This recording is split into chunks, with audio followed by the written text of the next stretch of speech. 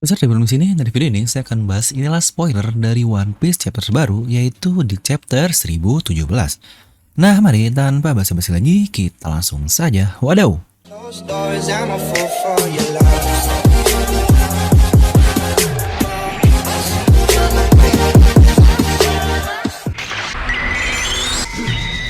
Nah, seperti biasa, sebelum lanjut ke video ini, jangan lupa untuk subscribe dan juga nyalakan bel notifikasinya ya.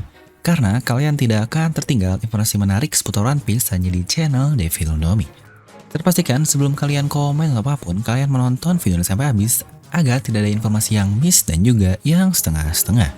Serta buat kalian juga yang ingin join membership channel Filnomi, di mana saya sering hadirin premiere dan banyak yang komen di live setnya dengan stiker-stiker unik ini.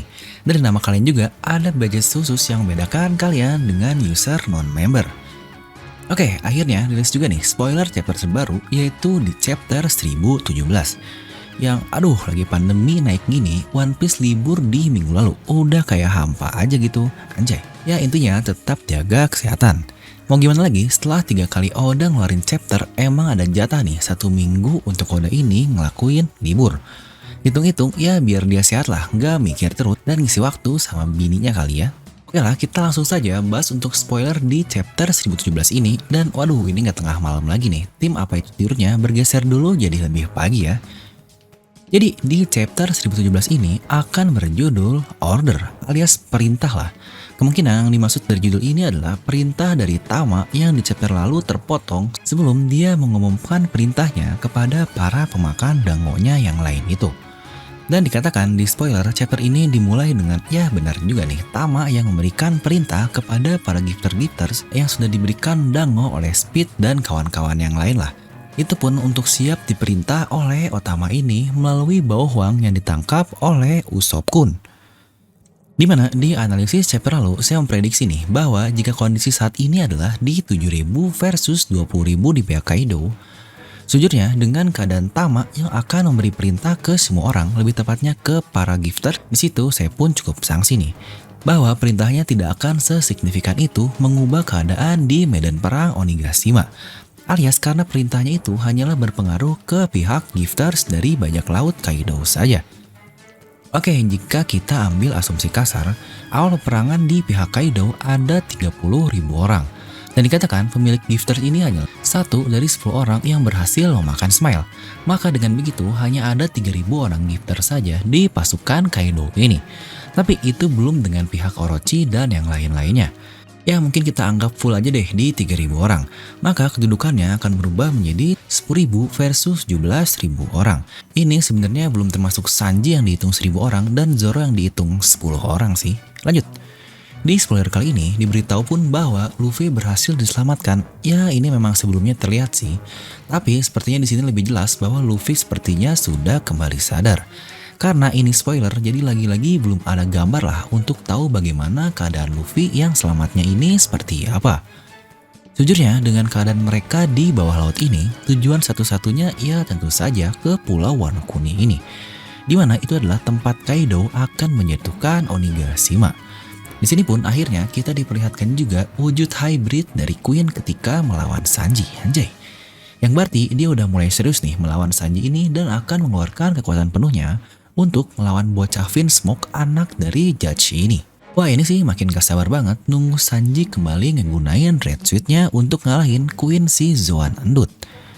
Kira-kira apa ya upgradean dari Red Suit Sanji yang sebelumnya akan di-upgrade oleh Usopp dan juga Franky? Ini menarik sih untuk kita tunggu dan lihat perkembangan dari Red Suit-nya.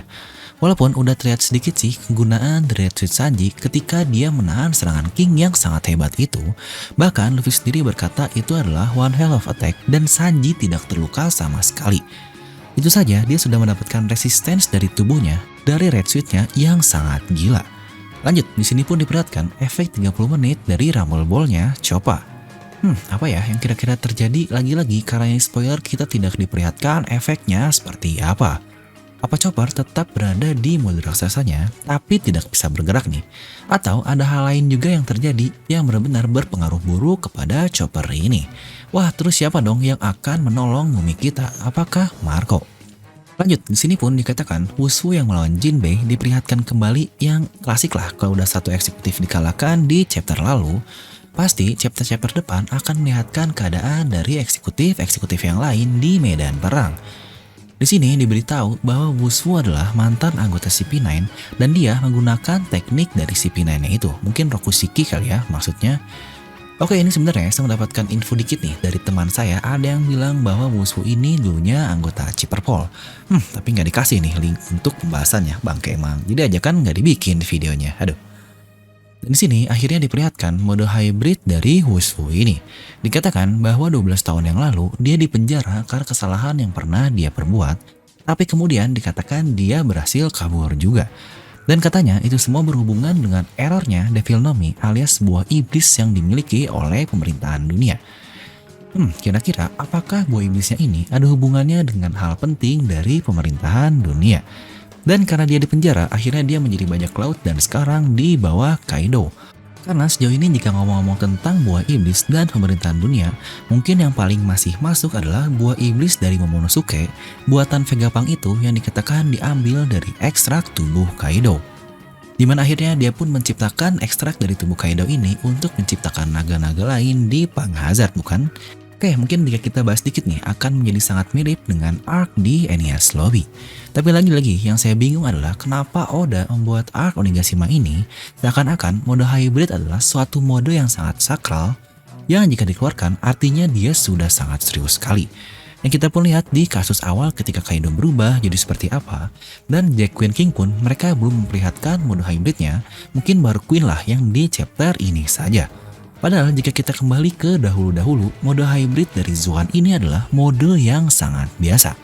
Alias mereka tidak perlu menggunakan energi khusus untuk berubah ke mode hybrid ini.